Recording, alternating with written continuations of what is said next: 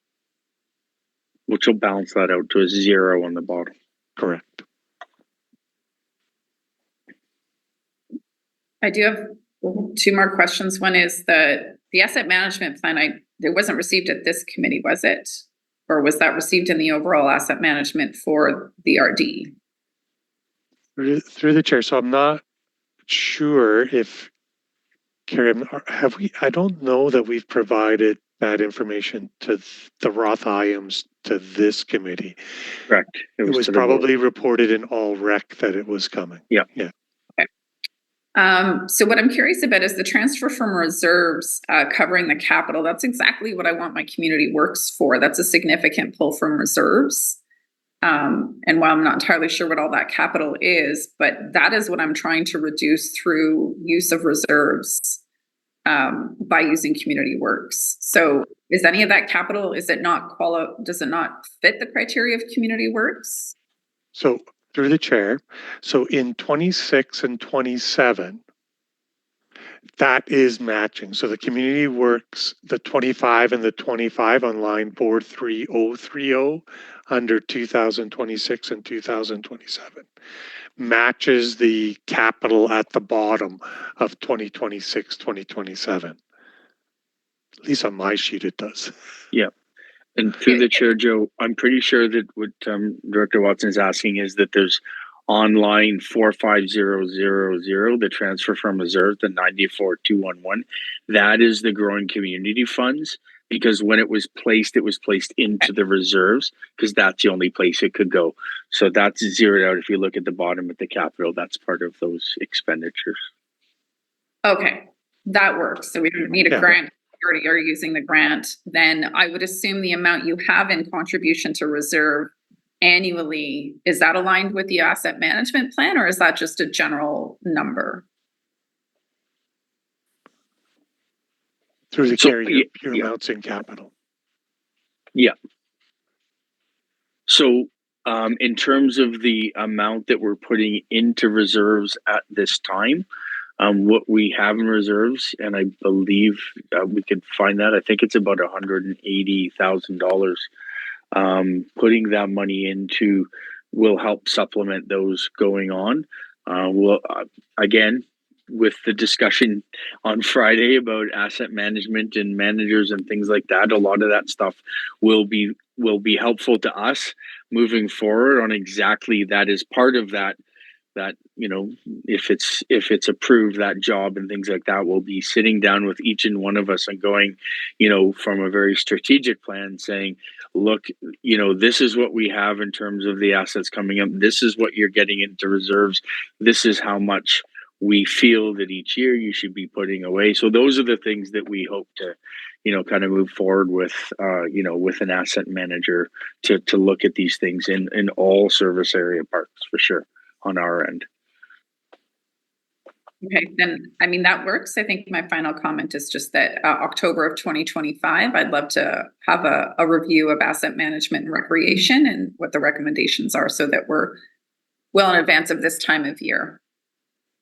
Through the chair, we're hoping that we have that report by August of this year. So that should work. And just so you're aware, you have $202,000 in reserves at the moment. Does that include the growing communities? No, that's separate from the growing communities fund. Okay, great. Then I will make a final motion for this budget that indicates this committee approves of the 282,077 in the draft budget for 2025 for service S221. Worded very poorly, but essentially I'm trying to get into motions what we're approving, so it's easier for me to find down. Understood. And Christine, I do have it noted to send you those emails on the specifics of the previous motions. But sorry, I'm chatting and you should second that. So 2 seconds, the overall requisition. Yeah. 282,077. Which represents a 1.85% increase. Is that over? What's the note regarding January 23 mean? Is that?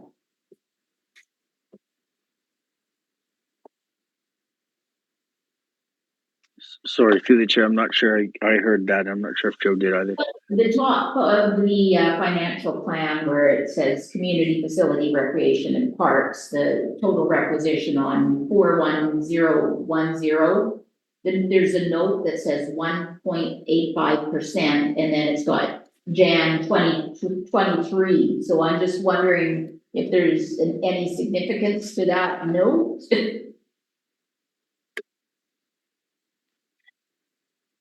I think Joe's about to speak, but he's muted. But I believe he's just trying to say that we put that into all of the budgets so that the commissions and committees can understand what the increase in requisition is for that service.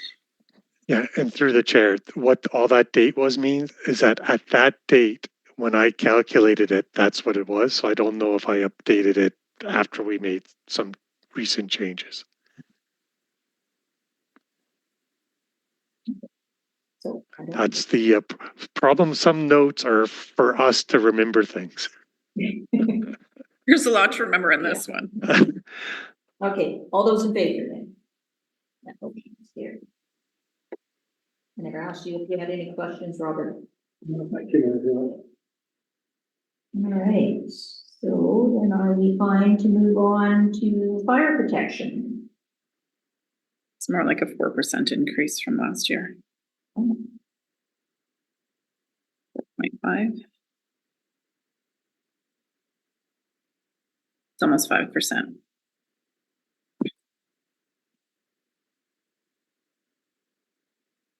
Fire protection, and that budget was emailed, right?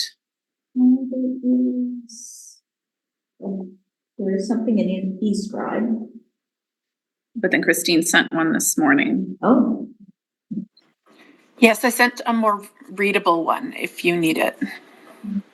I think because I requested the financial plan version. okay, so that was after I was sitting in the room here, so I didn't see it. Oh, what a great improvement on that budget. Mhm. I will forward, I don't see it on this. Oh, no, never mind.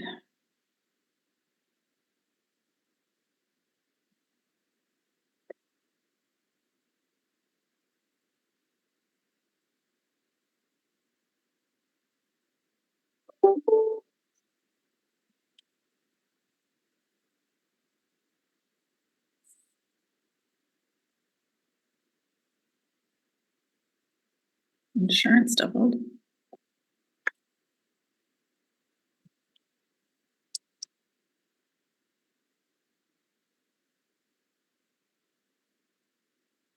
Okay, so who is going to speak to that? There we go, we've got Dan. Hi, Dan.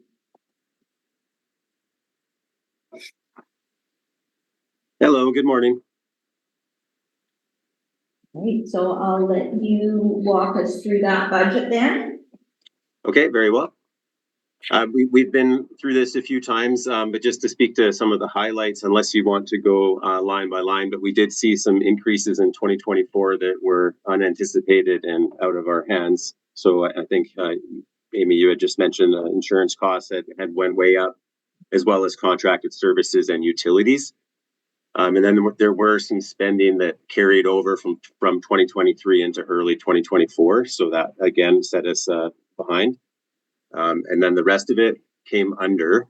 So it was just those areas where we went over. And then there also was a carryover that was made in error that maybe Chief Face can speak more to that before my time.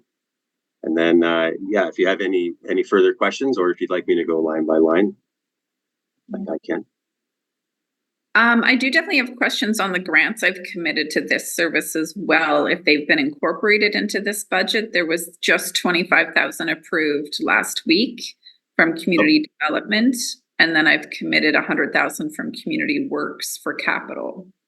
Okay, yeah, that's good news. So we had applied for that 25 grand to help offset the one that was, well, the deficit for 2024. So that will help.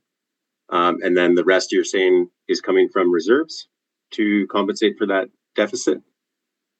Sorry, no, it's so the community development is the 25,000. It was actually committed in 2024's budget, but it wasn't applied for. That's So, right. Yeah. I'm not sure where that lands in the budget. Is it reflected in what we're seeing today? That is not reflected, no. Okay. Then the second component, the 100,000, is actually community works grants. So that's for any capital that it would qualify under. And I'm not sure if Tristan's had a chance or if you have had a chance to check in on what the capital expenses are in this budget this year that might qualify under. Yeah, Kristen would have the details on that one. Through the chair, is that a recent grant? So that is the one that in the last meeting I indicated I would commit to help with getting the budget down. Copy that. Currently, the capital expenditures we have is for the wildland vehicle. I've been informed, pursuant to our other discussion as well for the Area D medical service, that only large apparatus fire trucks qualify under that grant funding. So I would have to look into what else we could get under here that's planned for capital assets for 2025. Supplemental? Yep, go ahead. Yeah, and I'm sorry, the first responder service I'm keeping out of this because it's standalone, not to confuse you as well. Not to confuse me. So the wildland tender, I believe, has already been purchased, has it not? Yes, yeah, it's ordered, and the equipment for that, so the lights, the sirens, and all the package for that was grant funded through the CBT. Okay, so it's not a capital expense in this budget? No. Okay, so we don't know at this time if there's capital in this budget that would qualify under community works, is that correct? That's correct, yeah. Is that something you would be able to check in on before we approve in March to see if there is a capital expense I could apply grants to? Yeah, through the chair, I can definitely do that. Okay. And then just final on that piece, if you could send it to both Mayor Hewitt and I, because we don't meet again before the March board meeting, and we would just have to say, yes, that's good, or we just have to do it as a 2 yes, even though it's Area D funding. We share the service. Okay.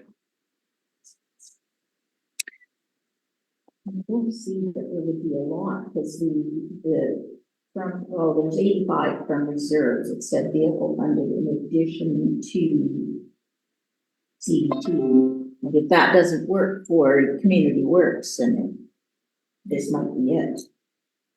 I think for clarification through to Tristan, that 85, that's all the bells and whistles on the wildland tender, and it does not qualify. Is that correct?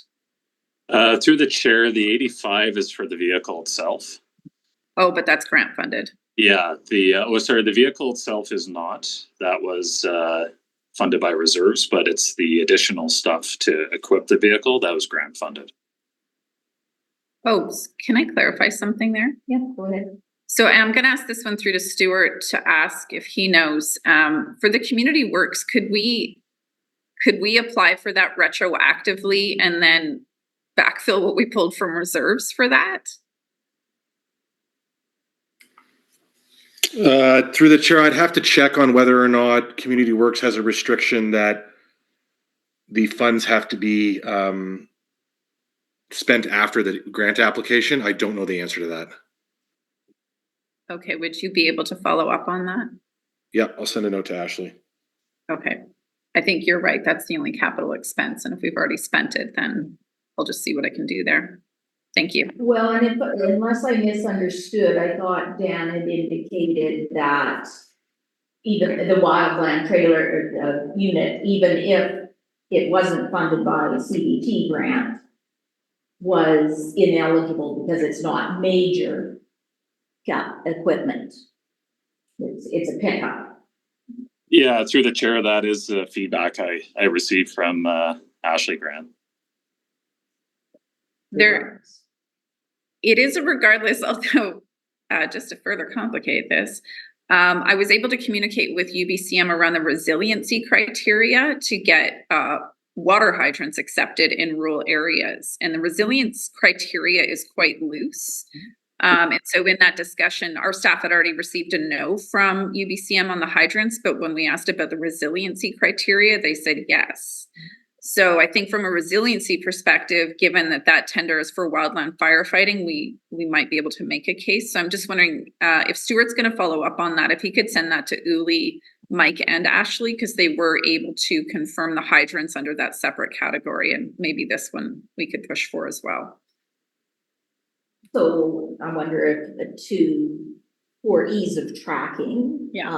It won't be a motion, but a direction that we've given direction to staff to look into whether it'll qualify for community works through the resiliency stream. And retroactive. It's a lot to add. Retroactive, yes, yeah. Stuart unmuted. Through the chair, I was just going to add that it will be difficult. UBCM has made that allowance for fire trucks very specific because the whole premise of community works before allowing the fire trucks to be eligible was that an asset had to be fixed, like literally fixed and unmovable. Mm-hmm. That's why the hydrants qualify, because you can't move them. There's specific exclusions in the agreement around PPE or anything else that you could buy to supply a fire hall. They've specifically excluded that stuff because they want to keep it to assets that are fixed other than the big apparatus. So based on the budget meeting on Friday, where the question came up around the command vehicle that's in the budget and rural admin for fire services, we have started these discussions with UBCM just to try to confirm if there's a way that these vehicles could qualify, but we will continue to look into that. Comment on that? Yeah, go ahead. Thank you so much. And I believe the SPUs ended up qualifying under community works to some degree.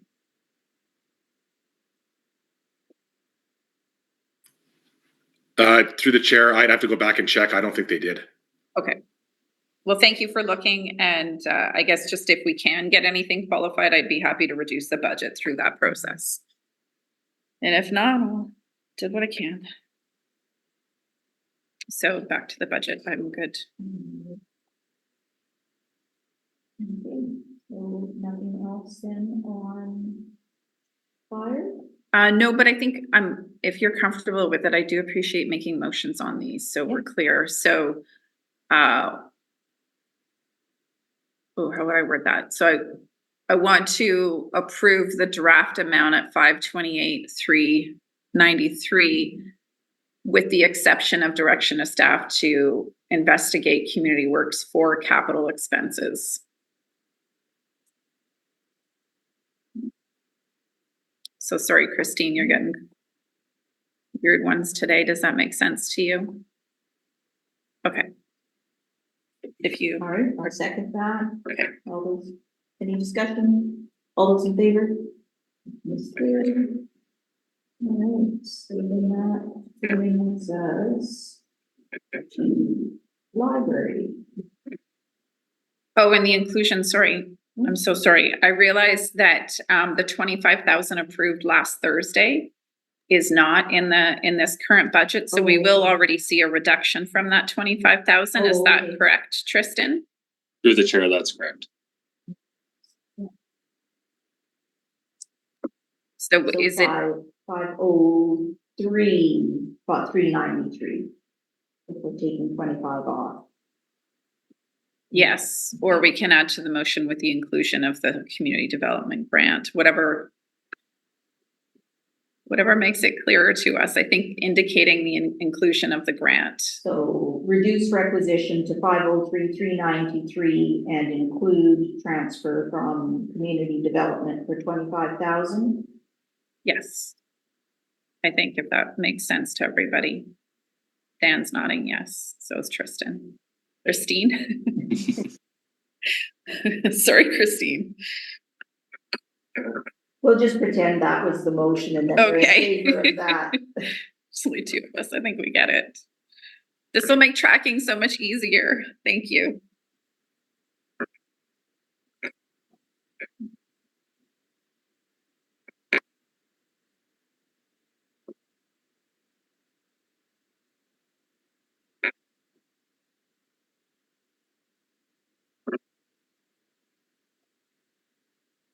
Now we'll move to the library budget. And we have this presented previously and, that matches what was presented. Through the chair. Yeah, go ahead. I've really got to go and you're coming up to the library. I just wanted to make sure, Amy, that everything was, the email about that, everything is included in that library budget. And that the confusion about that taxation piece was that that's further along in the budget, not this year. Yes, the email you responded with clarified. I was looking at their 2028 Yeah. amount. So my correction, if this number matches what their request was, I don't recall. I'd have to go back to their request, but I believe Mayor Hewitt's probably clarified that. Yeah. So I just wanted to make sure before I really do have to go. Okay, thanks, Joe. Okay, sorry. Thank you. Where would we find the library request originally? Unless you've already confirmed it. But I'll just double Okay. check.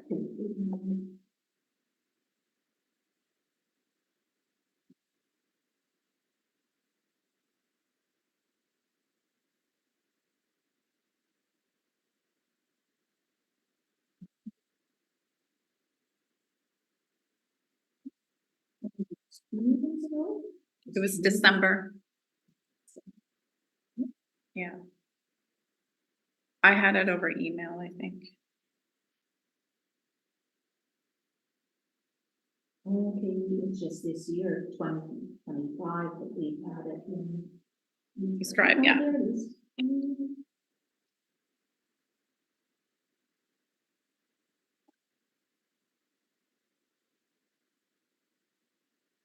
I think it was their delegation presentation.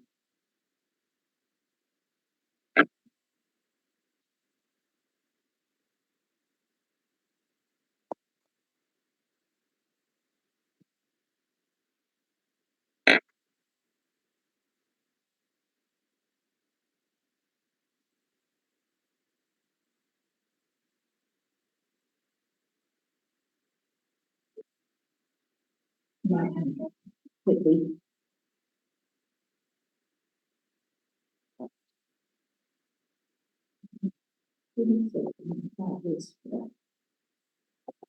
think I have the old emails sorted through my shared services. I'll look there.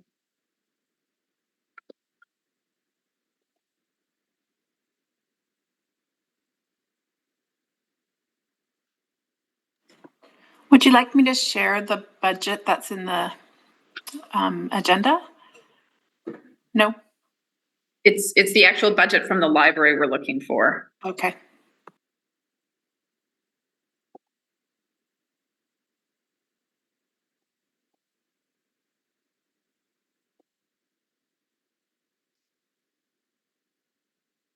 I felt like Eva had emailed it the day of the meeting, but it's not coming up.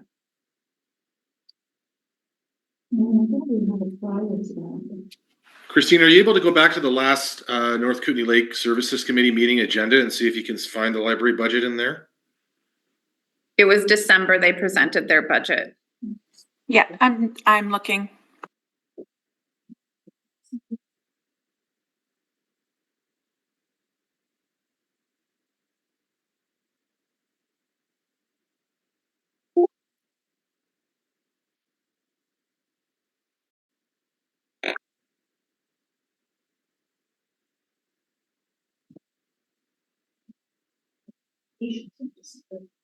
Maybe it was November they presented then.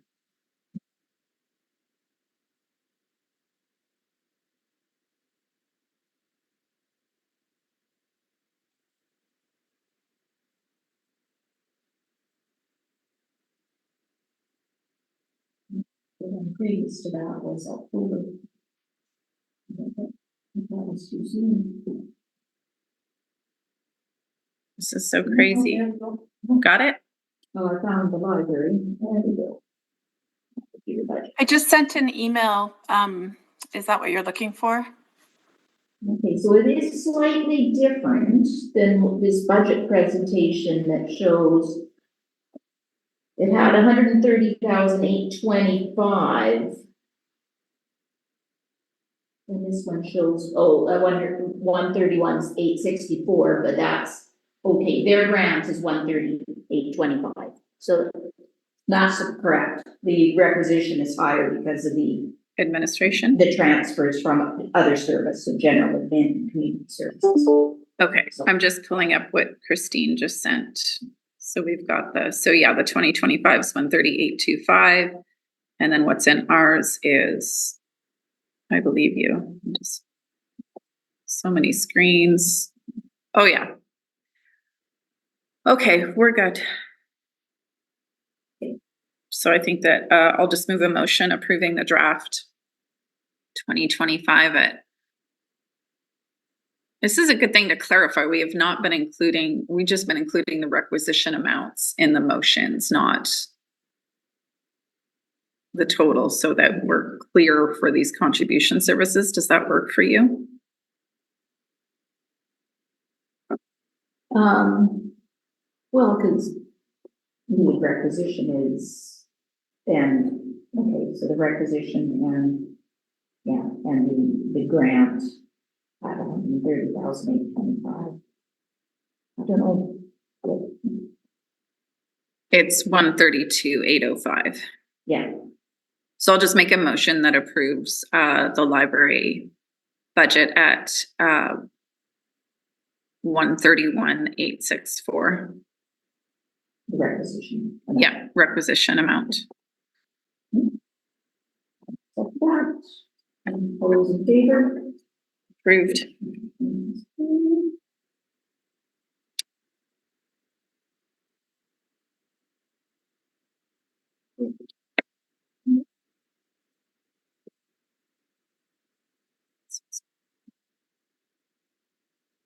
So then that brings us to search and rescue, Laws of Life, S 150.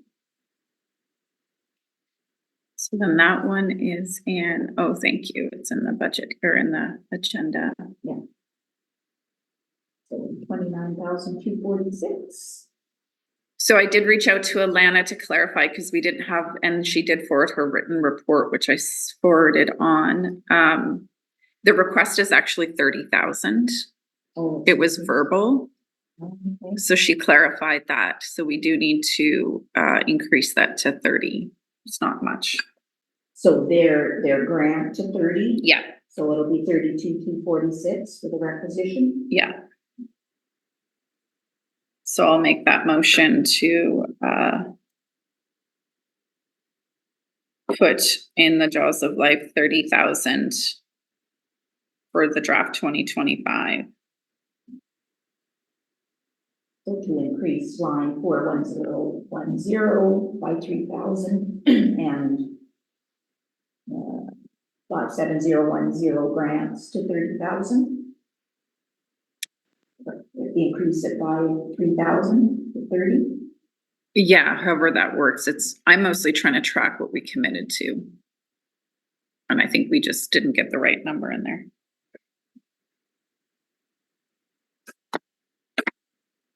Is that working for Yev?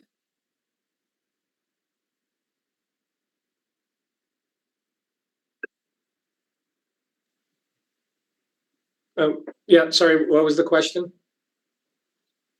I'm just clarifying, we're making motions for each draft service we approve or draft amount we approve. For search and rescue, it's actually 30,000. Okay. And so Susan's motion just indicated the change to the requisition amount. Through the chair, the grant is 30,000? Yes. Yeah. Okay.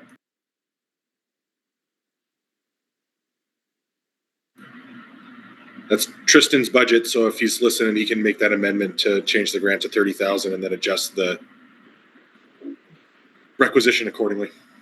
Okay.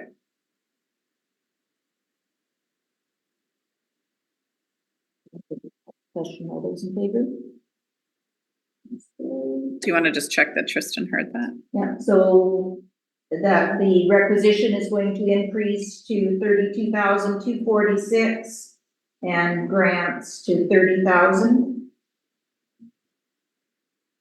I don't know if Tristan's still listening. I made a note. Okay, thank you. All right, now economic development, we had a pretty bare bones budget. I did have something flowing out of this as well, so we were reducing it to the requisition to $4,050 from, well, we increased it actually from last year, but Right. But we were using surpluses. So contracted services consists of the Imagine Kootenay and then the general bid fee if it exceeds the amount of that grant. But, so you had something that you were wishing to discuss. Yeah, can I just ask first about the 20,000 from 2024? Just through to Stuart or Yev, what were we doing in 2024 besides Imagine Kootenay that 20,000 went to? If you just give me a minute, I can try to pull it up. Thank you. And I did email it to you. I think I included Robert and Christine.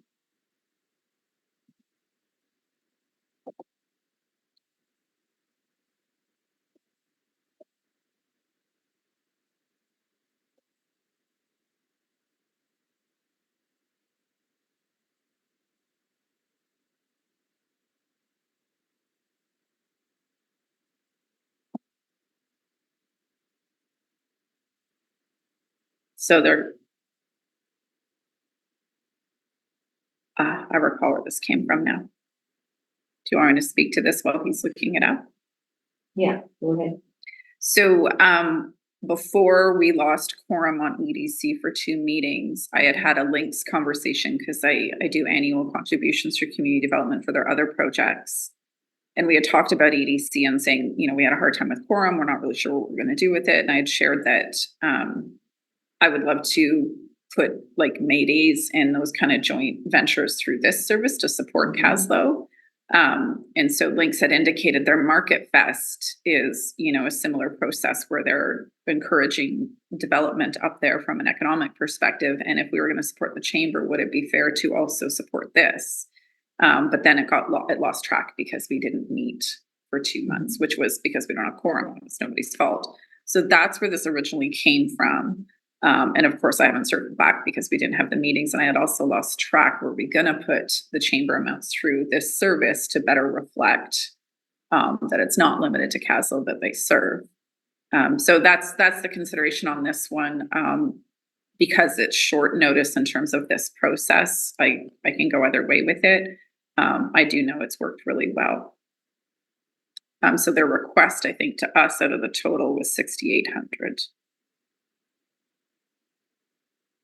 And this includes the emergency preparation at the fair. So they do a couple different events every month.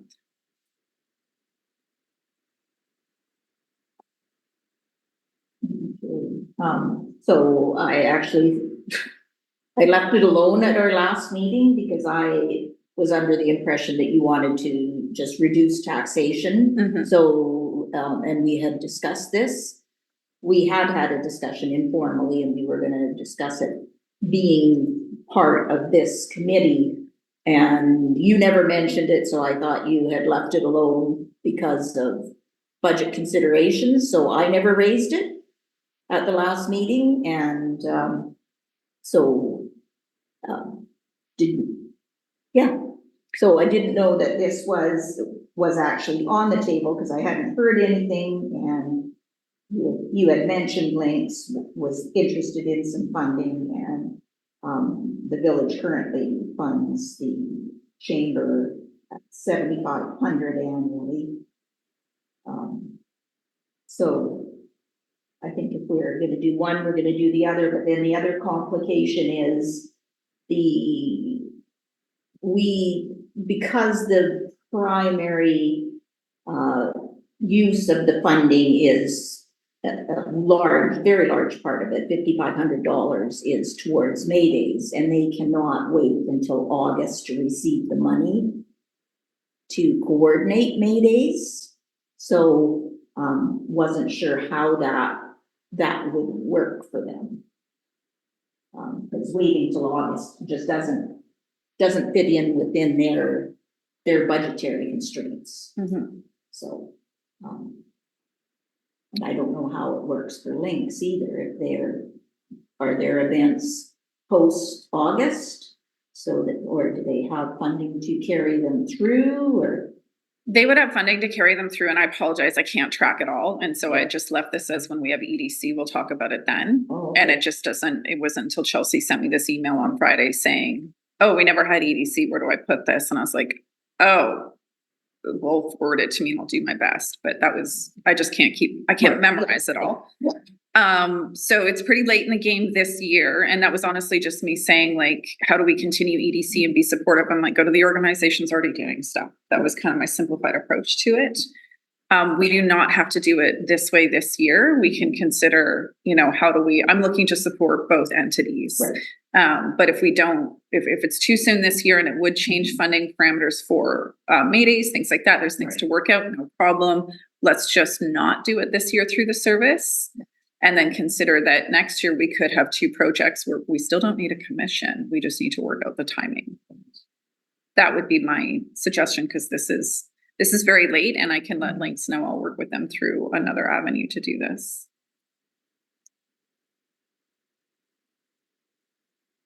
So if we put, Stuart, if we put money in the budget this year and do requisition, if the funding, if it carries forward, if we fund both organizations, does it matter if one of them takes their money for next year, like it would be for a year in advance? Or with the understanding that it's for the subsequent year, just so we get it in, if this is gonna be an annual request from both of them, or then it gets it written in stone for this year, because we could get to the same place next year and forget about it. Just wondering whether that would work. Through the chair, I don't see that as a problem. And my apologies, this budget didn't carry forward the prior year surplus. So you're sitting on about $19,300 in surplus. Oh. You don't even need to tax this year. So that's my error in carrying forward the surplus. Okay, well, that's good news. All right. So then for this year, if we put it in, carry forward, like we could fund requests and we don't have to wait for August for taxation because It's already there. It's already there.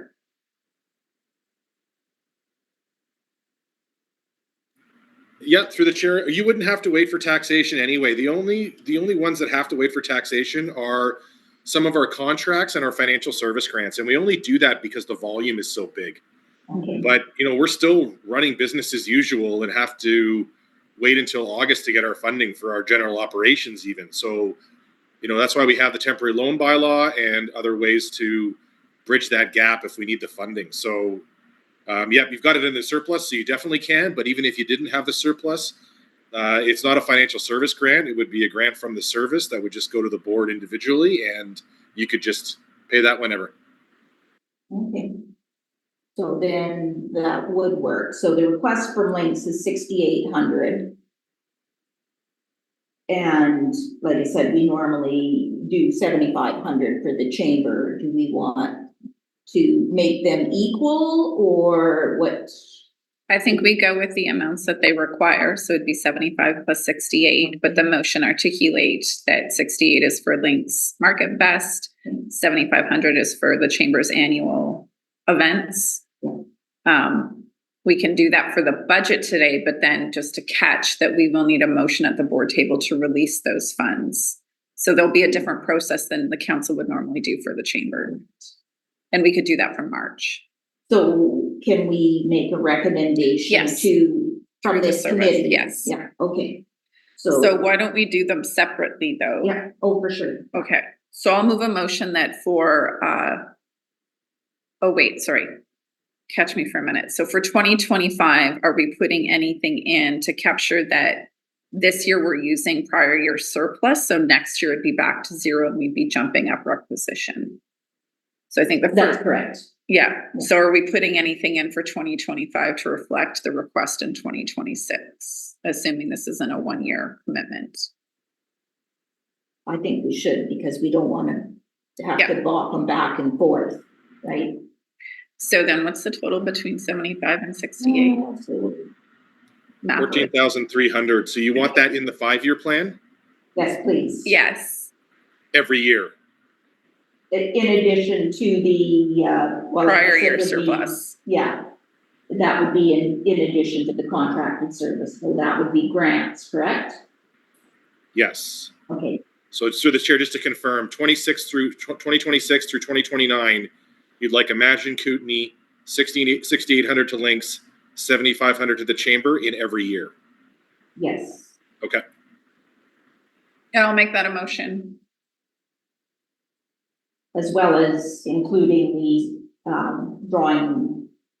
Let's do that one. 14.3 from prior year surplus. Let's do that separately Or do we because want? Okay. the board will have to approve that second one. Oh, okay. So the first motion, sorry, Christine, is as, although Stuart doesn't write our motions, that is our motion. He writes them when he's the math guy.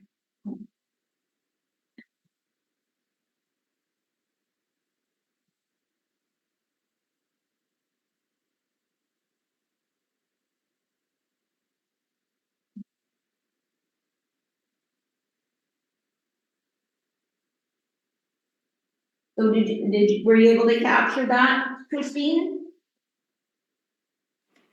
Yes, mostly. I will confirm with Stuart, but I did get the breakdown of the 3 with the total. Yes.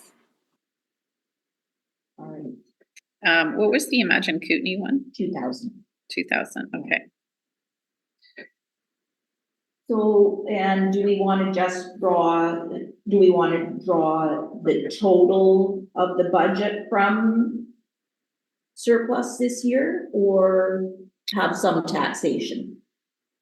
As noted, because we've got 4,050 at present, and just draw the 14.3 from surplus and leave some for next year, just in case? Yes, Okay. yes. I don't think we would tax for the total amount because we have a 19,000 surplus, but leave the 4,000 as you said. So then what are we taxing for this year then? It would be 4,050 if Okay. we leave the requisition the same. Okay, leave the requisition the same and then next year it's not a bigger jump. Okay. Is everybody following this? Yep, all good. Okay, thanks.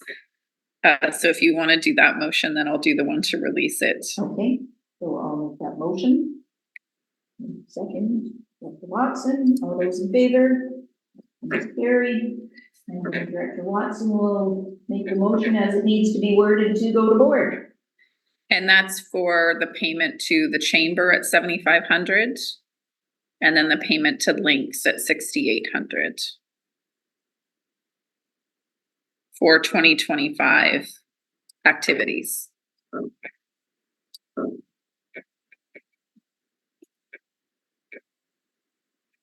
And what does that, the committee recommend to board? Yeah. Is that right, Stuart? Because the board has to approve these releases, correct? Correct.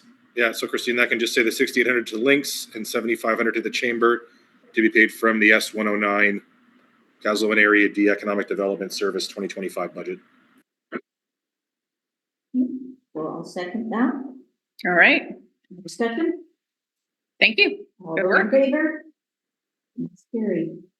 And well, then, since we're on EDC, my discussion was, what are we going to actually do with EDC? Because we should, if we're making these decisions at this table, are we going to try to repopulate that commission, or should we, how would we do that?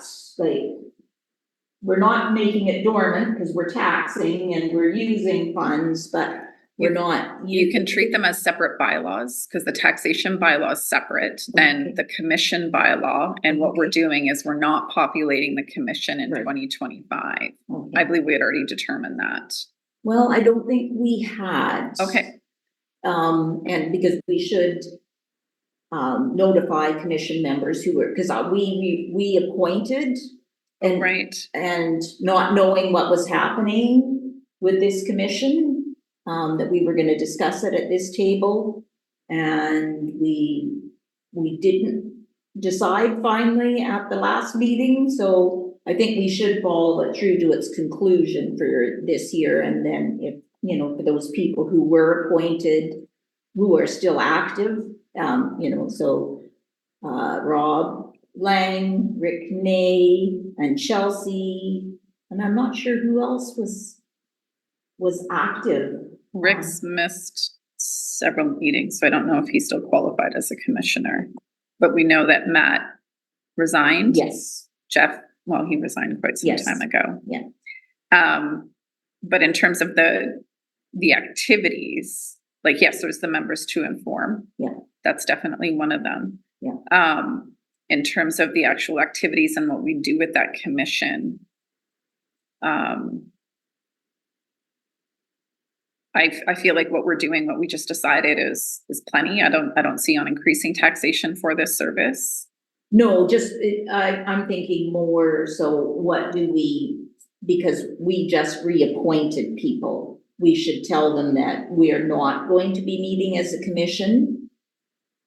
Because there will be that expectation by people that it is continuing unless they've heard something, and I think we should, as a courtesy, let them know what we've done, because we've struggled with quorum, or even having enough members that we. I'm happy to let them know that the commission is dormant for 2025. And we did make direction to staff. The committee decided to keep the commission dormant for 2025. Staff will take this into consideration when preparing the 2025 budget, but you're correct. We didn't make a motion to give any direction to the current members. I don't recall us reappointing anybody recently, but I know I tried. We put ads out and we got nobody, so. Well, we did have our two. So Rob and Rick. Right. So, and well, and Chelsea was participating in meetings. She was at the last one. Yeah. One of the few people. So then when we make that a motion that the committee is dormant for 2025 and current members will be informed. Yeah. And so should the informing come through staff or just through ourselves? Probably should be formal, yes?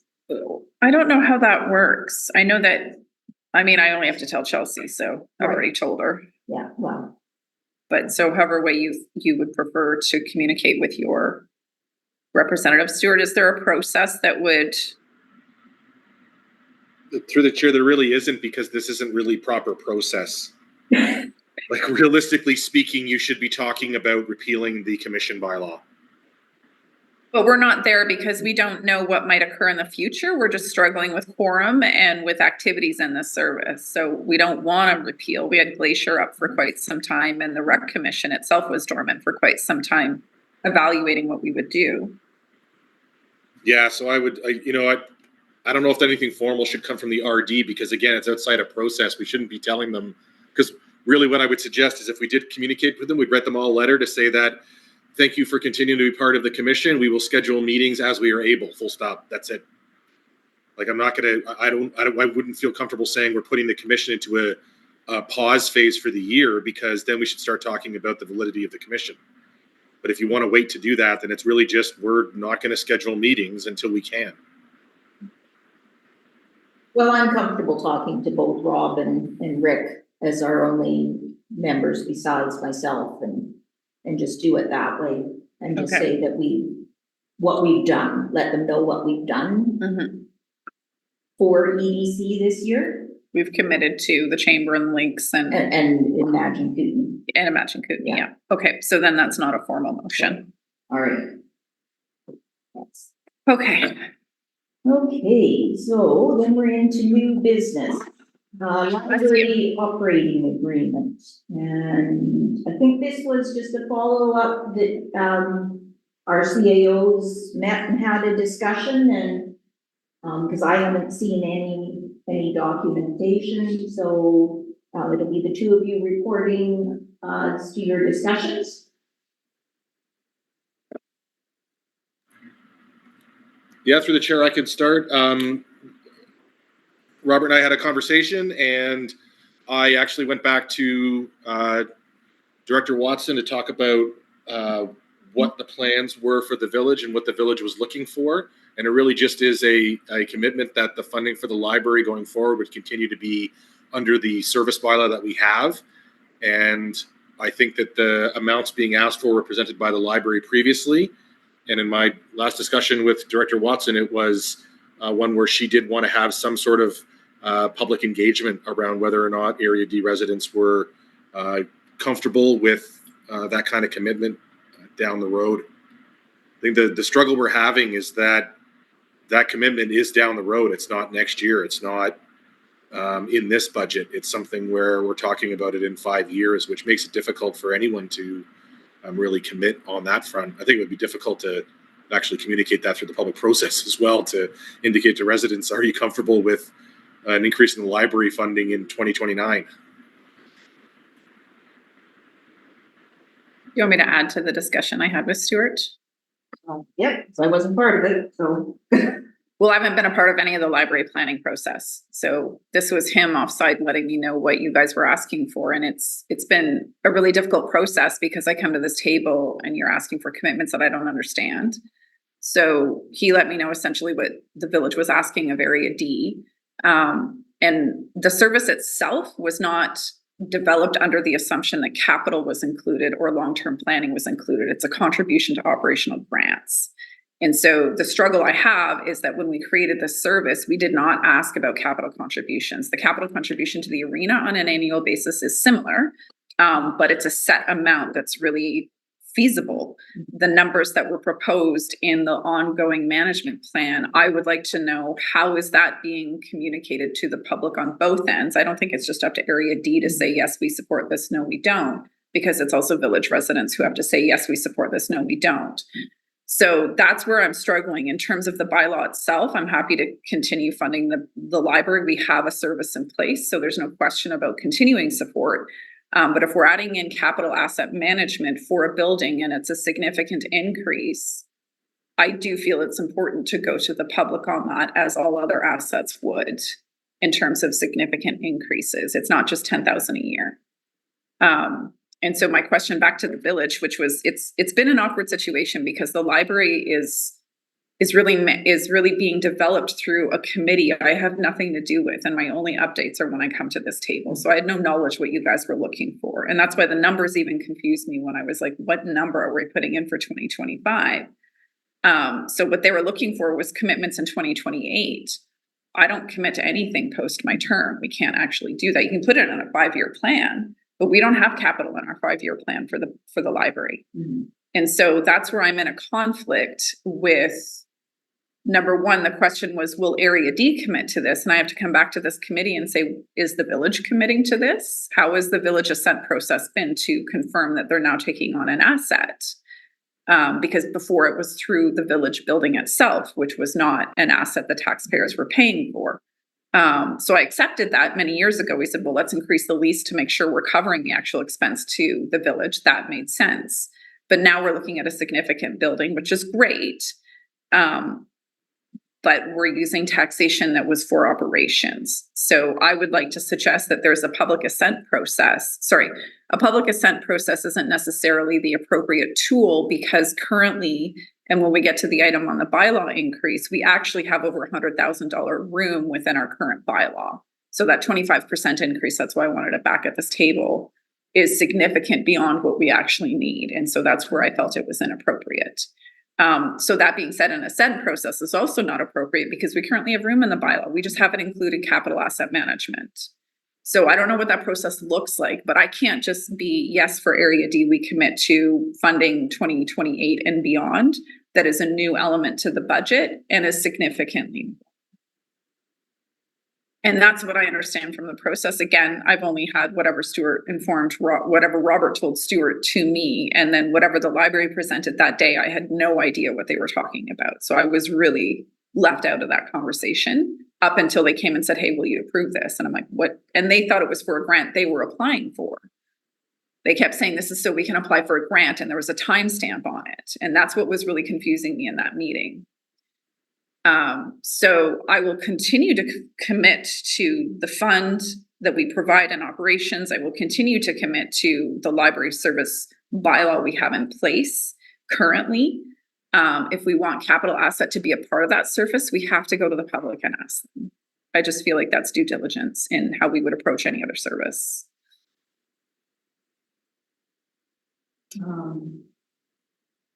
Real bigger. You have anything to add? Thank you, Mary Hugh. I think I have a question. So if ultimately what I'm assuming what would happen is the library is going to have a greater lease rate for their village building that they're going to be leasing. So let's say it goes up by $25,000 a year. That's an increase in their lease rate that they then need to ask for funding to cover that increase from the regional district and from the village. And so when the RDCK in this example receives that increase in requisition, well, I don't want to call it an increase in requisition, but that's what it is, an increase in requisition, is whether it's what the library is doing with the money it receives from the RDCK, is that important for the taxpayers to know, oh, well, they're taking 10 grand to pay for lighting and whatever else, and they're putting 5 in a reserve for the building? You know, is that, yeah, you know, I'm hearing it's going towards capital, but it's also simply being reflected in a lease rate rather than being put in, you know, it's not here's 20 for operating and here's 5 for capital. It's just here's your $25,000 for the lease. Can I respond? So I think the main difference here is municipal taxation works quite different than regional districts. So in a regional district, we definitely identify operations to capital. The current bylaw is structured around operational expenses. And so that's one consideration, is that we're adding capital to that.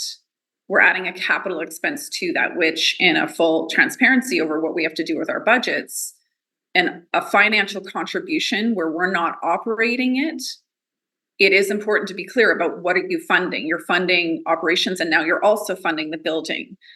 Now, you could do that under the bylaw, likely no problem, but when you're looking at an increase of $25,000, if that's just one of the increases, that's a significant increase that needs to be explained to the public.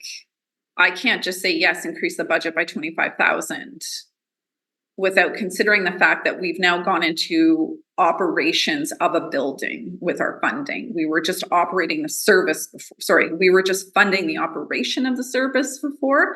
Now we're funding the management of a building from an asset management perspective, which explains the increase. But I'm not comfortable saying, yeah, no problem to that increase post my term, post not communicating when we first adopted this bylaw with public assent that it was for a contribution service to their operations. And I would also ask that the village of Kaslo, like, what are the residents being informed of from that perspective? Because it's also a significant increase to them. So it's not just D saying, I want public engagement on this, it's also, the village uses the same service for taxation. You're not immune from it. Like, it's the village taxation as well as RDCK Area D, but it's all through the RDCK that's funding it. You know what I mean? Like, it's the same service parameters that I'm talking about are the same to the village as they are to D. So you're under the same bylaw is what I'm saying. How the library is funded is the same bylaw in D as it is in Caslow. You have this, we're one bylaw.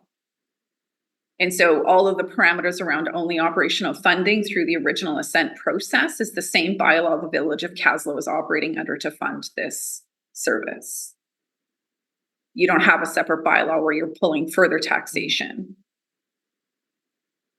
So my considerations are the same as yours. We just have a different financial model that we do follow. And because the public wasn't informed of a capital expense in the assent of the initial bylaw, that's where I feel like it's behooves us to go back to the public. And it can be informal, like I said, to process. Like I said, we already have up to $100,000 room in that bylaw. So we could do it without saying anything to the public, technically. I'm just saying it's not appropriate. Stuart, please correct me on anything I'm incorrect on. No, I think the only thing that I'll add is that specifically from the capital point of view, you know, if we were to build an asset and have it housed in a regional district service, that would be something that we would consult the public on. Are you willing to fund the repair, maintenance, and eventual replacement of this asset, even if it's being built with grants?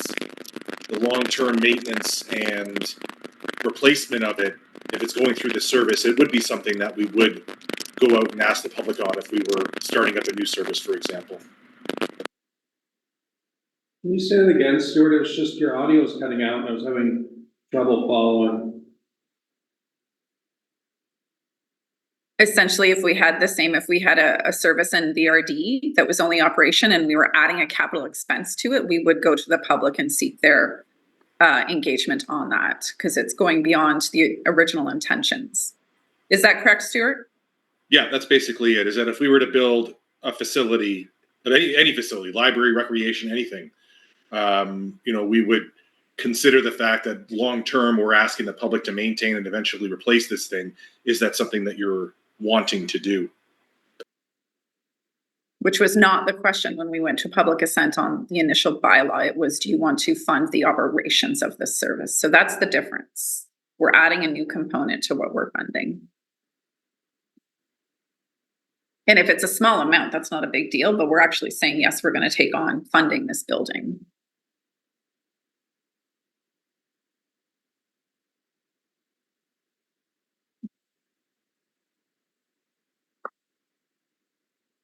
It was actually when the building was first proposed. Again, it was through a committee. It's not through the service. So there's a disconnect there, but it was one of the initial questions was, how do we know what this is going to cost and can the service cover it? And of course, we didn't know that until you got to the build stage and knew what that was. So I assume this is circling back to it, but it's several years later.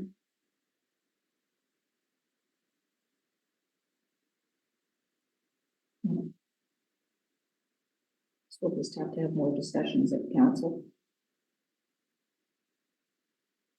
Sounds like it'll be just, you know, going through that. It's 100% funded by municipal taxes. That's not what I'm saying. Well, it's, how can we go to assent for something that because the problem is this is a grant that we don't have, a building that we don't have. We're trying to project that we're going to have sufficient funding, and because these budgets are done on an annual basis, right? There's capital in fire budget, there's and those were all created with, like, the fire budget was, that assent process was to build a building and offer a service. So what I'm saying is the bylaw you're operating under does not include that. It never included that. So it's, I mean, I would think the village isn't just going to raise taxes and say, yeah, now we own a building and we do this. And I guess that's the difference with a municipal to a regional district. You can do that. I'm not saying I'm not going to do it. I'm saying I don't understand why we wouldn't be asking the public, are you in favor of increasing taxation at this amount to also manage and operate a building, not just provide operational funding? We have the same question. I don't know why I would be the only one to say yes or no to that.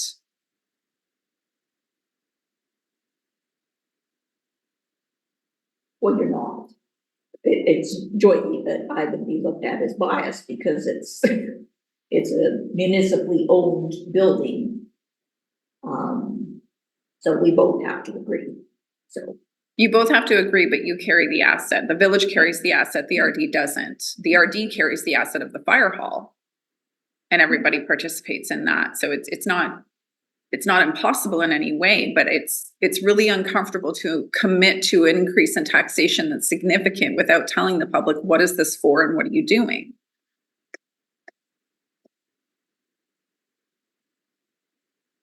all right, so can we just take it back? And Council, and we'll leave it at that. I do find it 45. really challenging because I'm not in those conversations. And then I get to be the jerk sitting here saying, well, this is appropriate process. Well, and well, honestly, we haven't included you because I'm busy, you're busier than I am, so to have, you have to come and be part of these meetings would have been probably quite a bit, because they were extensive to begin with while everything was being developed, but It's the same thing. If you're not in a loop, it's very difficult for you to make a decision. I'm in that position. And I can't commit beyond 2028. That's the biggest piece. Neither of us can. Okay. And I feel really uncomfortable with it because you're asking me something that I can't just say sure. all right, so it was just a reporting back. That was just a discussion item, so then we'll move on to bylaw 3015, and you want to take no further action on that? Is that? Well, both, Stuart, can you provide to us both 3015 and 3016 when we noted what the increase would provide to us and what we currently have? It was quite significant. Can you provide to us what the current bylaws allow for in terms of room on both of those? Sorry, I wasn't expecting you to ask me that. I'll just have to check my email. Just give me a second. Okay.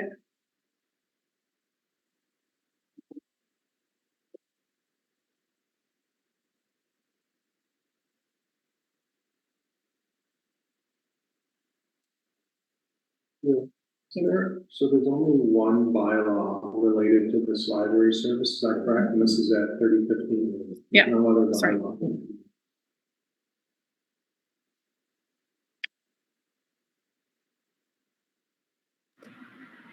The library max is at 244. Jaws of Life SAR is at 52,000. Thank you. So both of those are not close to their ceiling. You have over 100 left over in library available with the current bylaw. 7. Oh, shall I see? So that Where does the 244? because it can be a total or by assessment, because our assessment keeps increasing, like Area D's assessment went up another 10% this year. That gives you room in the bylaw because it's the per thousand amount. Okay. So that's where he's getting the 244. Okay. And that's what we don't know until we look at assessments. And so currently we'd be increasing that 244 by 25%, which is a significant amount that we don't need at this time. Same with search and rescue. That's an additional 20,000. They've been between 27 and 30 since I've been here. So I would recommend no further action on either of these, just given that 25% is generally when you're really close to the ceiling.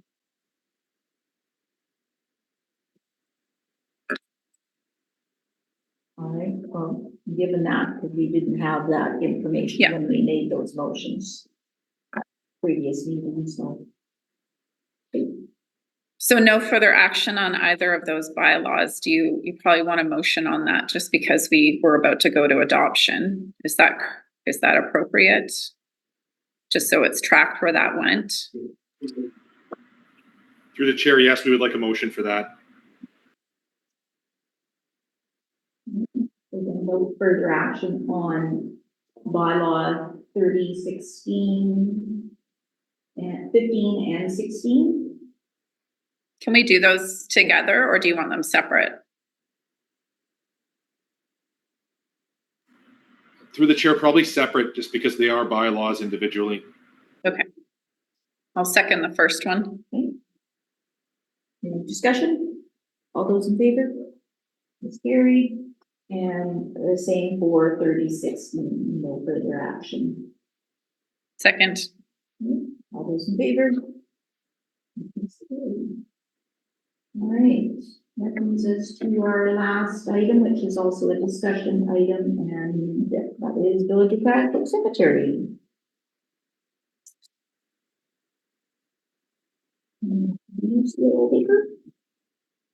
Yes, thank you, Mary Hewitt. So I think this is in regards to $2,500 that's historically been provided in a grant from the regional district to the village. And 2024, we did not request the funding, if I understand correctly. And we had budgeted for it, but did make the request. And looking at our 2025 budget, we want to determine if we want to include that $2,500 again, and of course, make the request this time. And then further to that, if there's any way to make things right for what was missed in 2024. I'm not asking for the 2,500. So that was a relatively new thing that Area D was contributing to the cemetery. So, It wasn't historical in any No. way. I think 2023 and 2024 were combined because that was when we first started. And it was honestly Area D just offering to support the cemetery. There was no request from the village to do that. And so I mean, any other folks that don't request in the year they put it in their budget is generally, I don't consider that as a commitment I made because I didn't know about it. I'm happy to do it for 2025, but I would stick to the 2,500. I've just committed a significant amount of, I only get 85,000 a year for community development, sorry, 100,000 a year for community development to cover 24 unincorporated communities. Only one of them has a water service. And only about 4 of them have fire services. So my grants are very much oversubscribed. In fact, I get a lot of castle requests that I do redirect to you guys or to the Ready program. So I'm happy to commit in 2025 to that 2,500, but I'd recommend you apply as soon as possible because I don't track that. It's up to the person I've committed to pull it within the time frame that you need it. So I will commit 2025 for 2,500 for 2025. thank you. You're welcome. And actually, the reason why I originally committed that is because there's 2 other cemeteries in Area D, both Argenta and Ainsworth, and neither of them get any taxation. So we had brought that up as a conversation at this table quite a few years ago. I think 2022, maybe it was before that because Argenta was having to resurvey everything. And they run it as an independent society. And then I was like, oh, wait, Ainsworth has one. We have a service that originally used to fund this through the regional district for Caslow. And so I was inquiring, Tom Jewell found it, or Mike Morrison, someone found it. And it hasn't been used in years. I don't know when it stopped, but that's what initiated the conversation was, do we want to open this up and start funding these cemeteries? I've never once heard from the Ainsworth one. I just know of it as a historical site. And Argenta I only knew about because they ran into mapping issues and they need to have it resurveyed. So that's what initiated the discussion. And at the time I said, well, let's not open the service up again or start it again because that's a whole process and no one's asking us for it. But through that I said, but I'll commit some grant to the Caslow one because it's operated through a local government. And I had offered, I think it was 10,000 I put into Ainsworth with a grant for the surveying process. So that's kind of the history on it.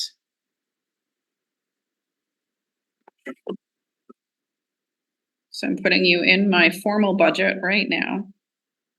Caslow Cemetery. I think, well, it was several years ago, we did do a mapping exercise which we didn't finish, and we did some I don't know, we contracted through the regional district, through the mapping department. We did some work. Maybe that's why I initially put some funding into it, was to support that. Yeah, that was, I remember years ago. Yeah. We did that and just didn't know that, I think we just had a conversation. And then you indicated that, you know, because it's also a cemetery for Area D. Because I think we're not complete with that mapping, but we spent what we had allocated in our budget at that time, so. That may have been what initiated that and the Ainsworth or the Argento one were close to each other. Just note, Robert, it's not discretionary grants when you apply. I don't have discretionary grants. It's community development. All right, so in that, screen there, that brings us to public time. And I don't know whether there's only one name that I know isn't your staff or a director. Is there any questions from the public at this time? If you do have a question, you can go ahead and unmute and ask your question.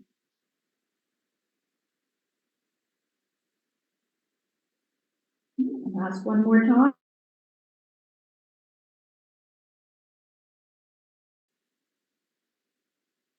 All right. No questions. Our next meeting is scheduled for May the 5th at 10 a.m. And so, motion to adjourn. So moved. So Director Watson, all those in favor? Motion's carried. Can you guys still hear me? Because I got disconnected from the internet a while ago and I can't get email or anything, but I'm still on Zoom. I don't know how that's working. I only discovered that. Go ahead, Christine, sorry. We can hear you. I was trying to email you those motions. I was supposed to email you, but I can't get on the internet. So I don't know how this is functioning because my email's not. So Christine, I will have to get those to you at the end of the day because I have to run somewhere else for the rest of the day. Is that okay? Absolutely, yeah. Okay. All right, thanks everybody. Thank you. Have a good afternoon.